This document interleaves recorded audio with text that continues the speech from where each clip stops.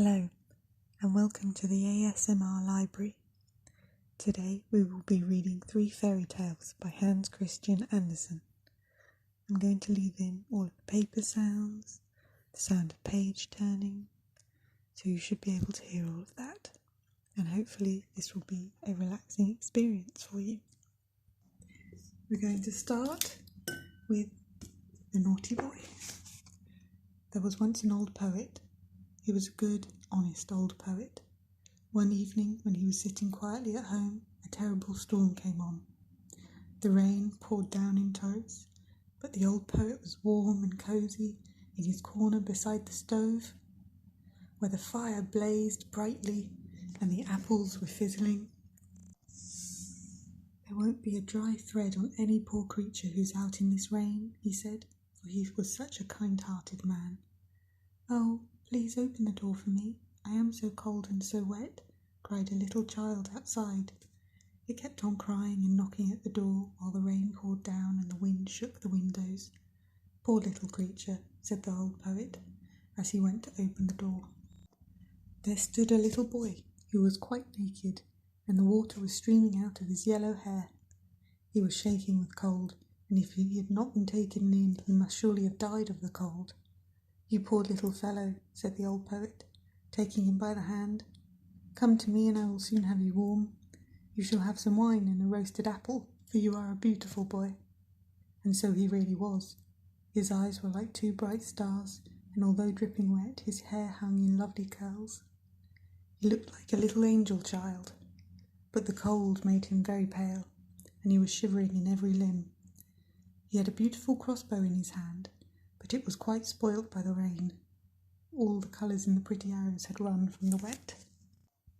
The old poet sat down by the stove and took the little boy on his knee. He wrung the water out of his hair, warmed his hands, and heated some sweet wine for him. He soon recovered, and the roses came back to his cheeks. He came down and skipped and danced around the old poet. "You are a merry boy," said the old man. "What is your name?" "I am called Cupid," he said. "Don't you know me? Here lies my bow, and I know how to shoot with it, I can tell you. Look, it is getting quite fine again. The moon is shining." "But your bow is spoilt," said the old poet. "That is a pity," said the little boy, and he took it up and looked at it. "Oh, it is quite dry again. It is not a bit the worse. The string is quite tight. See, I will try it." Then he drew the bow, put an arrow in it, took aim, and shot right into the old man's heart. "Do you see now that my bow is not spoilt?" he said as he ran away laughing. The naughty boy, to shoot the poor old poet who had been so kind to him and had given him warm wine and the best apple. The good old man lay upon the floor and wept. He had really been shot right through the heart, and he said, "Fie, what a naughty boy that Cupid is. I will tell all the good children about him, so that they may take care never to play with him, or he will certainly do them some mischief." All the good boys and girls to whom he told this story took good care to avoid the wicked little Cupid, but he cheats them over and over again, for he is so crafty. When the students go home from their lectures, he runs along by their side, with a black gown on and a book under his arm. They don't recognize him and take hold of his arm, thinking he is a fellow student, but then he sends a dart into their bosoms. When the girls go home from their classes, and even when they are in church, he lays wait for them. He is the same for all time and everyone alike.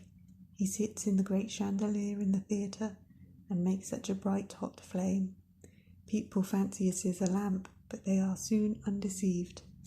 He runs around the royal gardens and on the ramparts. Nay, once he even shot your father and mother right through the heart. Ask them about it and you will hear what they say. Oh, he is a bad boy, this same Cupid. Never have anything to do with him. He waylays everyone alike, and even your poor old grandmother did not escape his dart. It was a long time ago, and the effects have passed away, but that kind of thing is never forgotten. Fie, fie, wicked little Cupid.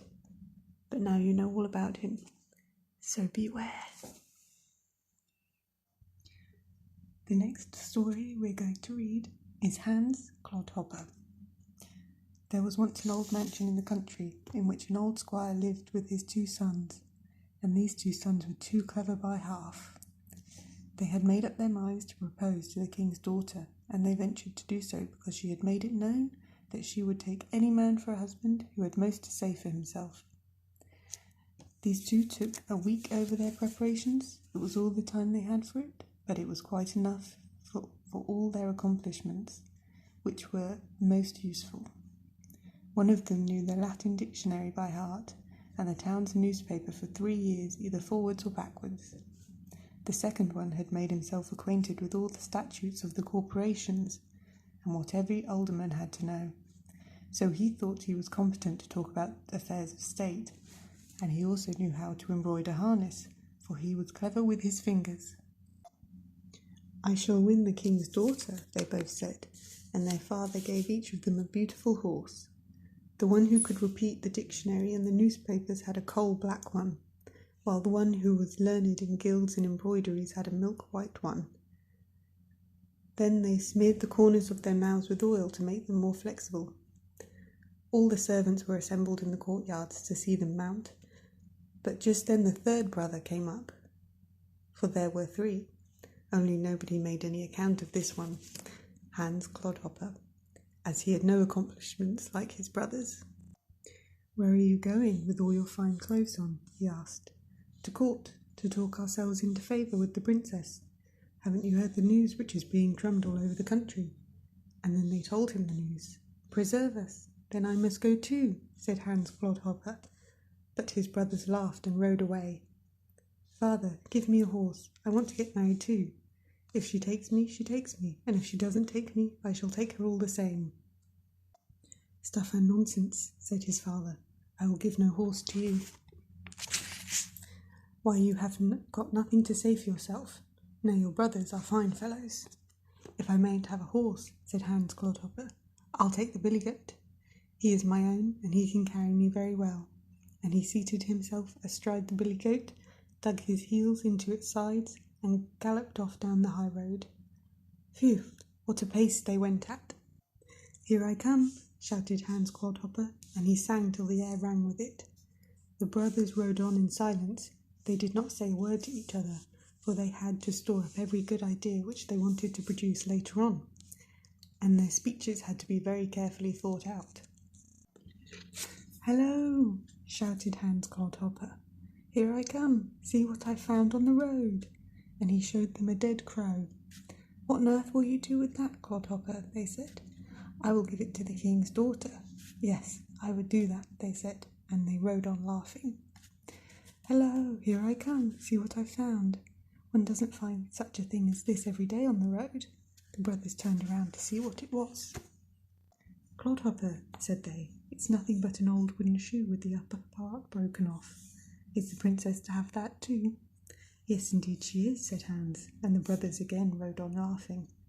"Hello, hello, here I am," shouted Hans Clodhopper. "Now this is famous." "What have you found this time?" asked the brothers. "Won't the princess be delighted?"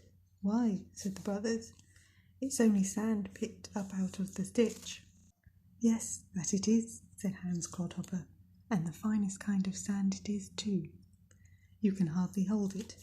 And he filled his pockets with it. The brothers rode on as fast as they could, and arrived at the town gates a whole hour before him. At the gates the suitors received tickets in order of their arrival, and they were arranged in rows, 6 in each file, and so close together that they could not move their arms, which was a very good thing, or they would have torn each other's garments off, merely because one stood in front of the other. All of the other inhabitants of the town stood around the castle, peeping in at their windows, to see the king's daughter receive the suitors, and as each one came into the room, he lost the power of speech. "No good," said the princess. "Away with him." Now came the brother who could repeat the lexicon, but he had entirely forgotten it while standing in the ranks. The floor creaked and the ceiling was made of looking-glass, so that he saw himself standing on his head. And at every window sat 3 clerks and an alderman, who wrote down all that was said. so that it might be sent to the papers at once and sold for a halfpenny on the street corners. It was terrible, and the stoves had been heated to such a degree that they got red hot at the top. "It is terribly hot in here," said the suitor. "That is because my father is roasting cockerels today," said the princess. "Bah!" There he stood like a fool. He had not expected a conversation of this kind, and he could not think of a word to say, just when he wanted to be especially witty. "No good," said the king's daughter. "Away with him." And he had to go. Then came the second brother. "There's a fearful heat in here," said they. "Yes, we are roasting cockerels today," said the king's daughter. What?" he said, and all the reporters duly wrote, "What?" "No good," said the king's daughter. "Away with him." Then came Hans Clodhopper. He rode the Billygoat right into the room. "What a burning heat you have here," he said. "That is because I am roasting cockerels," said the king's daughter.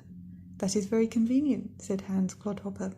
"Then I suppose I can get a crow roasted too." "Very well," said the king's daughter, "but have you anything to roast it in? For I have neither pot nor pan." "But I have," said Hans Clodhopper.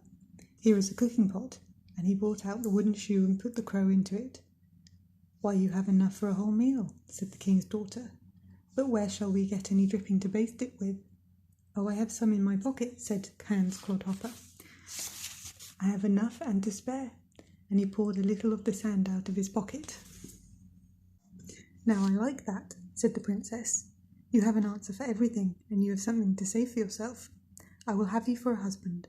But do you know that every word we have said will be in the paper tomorrow? For at every window sit 3 clerks and an alderman, and the alderman is the worst, for he doesn't understand." She said this to frighten him. All the clerks sniggered and made blots of ink on the floor. "Oh, those are the gentry," said Hans Clodhopper. "Then I must give the alderman the best thing I have," and he turned out his pocket and threw the sand in his face. "That was cleverly done," said the princess. "I couldn't have done it, but I will try to learn." So Hans Clodhopper became king, gained a wife and a crow, and sat upon the throne. We have this straight out of the alderman's newspaper, but it is not to be depended upon. The final story we're going to read tonight is The Snail and the Rose Bush. Round the garden was a fence of hazel bushes, and beyond that were fields and meadows with cows and sheep. But in the centre of the garden stood a rose bush in full bloom. Under it lay a snail, who had a great deal in him, according to himself. "Wait till my time comes," he said.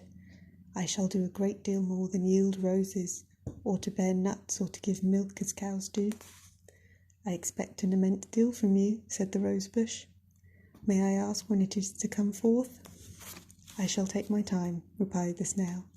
"You are always in such a hurry with your work that curiosity about it is never excited."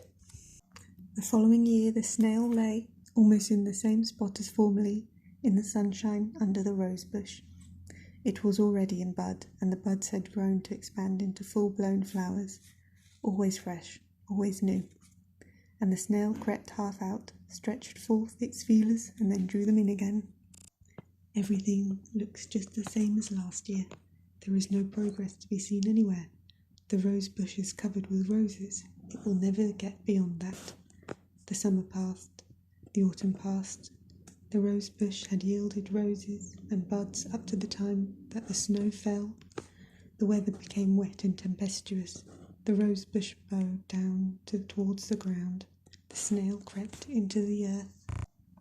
A new year commenced. The rose bush revived, and the snail came forth again. "You are now only an old stick of a rose bush," said he. "You must expect to wither away soon. You have given the world all that was in you. Whether you are worth much more or not is a question I have not time to take into consideration. But this is certain, that you have not done the least for your own improvement, else something very different might have been produced by you. Can you deny this? You will soon become only a bare stick. Do you understand what I say?" "You alarm me," cried the rosebush. "I never thought of this." "No, you have never troubled yourself with thinking much. But have you not occasionally reflected why you blossomed, and in what way you blossomed? How in one way and not in another? No, answered the rosebush. I blossomed in gladness, for I could not do otherwise. The sun was so warm, the air so refreshing. I drank of the clear dew and the heavy rain. I breathed, I lived. There came up from the ground a strength in me. There came a strength from above. I experienced a degree of pleasure, always new, always great, and I was obliged to blossom. It was my life. I could not do otherwise. You had a very easy life, remarked the snail. To be sure, much has been granted to me, said the rosebush, but no more will be bestowed on me now. You have one of those meditative, deeply thinking minds, one so endowed that you will astonish the world. I have by no means any such design, said the snail. The world is nothing to me. What have I to do with the world? I have enough to do with myself, and enough in myself. But should we not in this earth all give our best assistance to others, contribute what we can? Yes, I have only been able to give roses, but you who have got so much, what have you given to the world? What will you give it? What have I given? What will I give? I spit upon it. It is good for nothing. I have no interest in it. Produce your roses. You cannot do more than that. Let the hazel bushes bear nuts. Let the cows give milk. You have each your own public. I have mine within myself. I am going into myself, and I shall remain there. The world is nothing to me. And so the snail withdrew into his house and closed it up. What a sad pity it is, exclaimed the rosebush. I cannot creep into shelter, however much I might wish it. I must always spring out into roses. The leaves fall off and they fly away on the wind. But I saw one of the roses laid in a psalm book belonging to the mistress of the house. Another of my roses was placed on the breast of a young and beautiful woman, and another was kissed by the child's soft lips in ecstasy of joy. I was so charmed at all this. It was real happiness for me, one of the pleasant remembrances of my life. And the rosebush bloomed on in innocence while the snail retired into his slimy house. The world was nothing to him. Years flew on. The snail had returned to earth. The rosebush had returned to earth. Also the dried rose leaf in the psalm book had disappeared. But the new rose bushes bloomed in the garden, and new snails were there. They crept into their houses, spitting. The world was nothing to them. That was our final story. I hope you enjoyed, and I'll see you next time. Sweet dreams.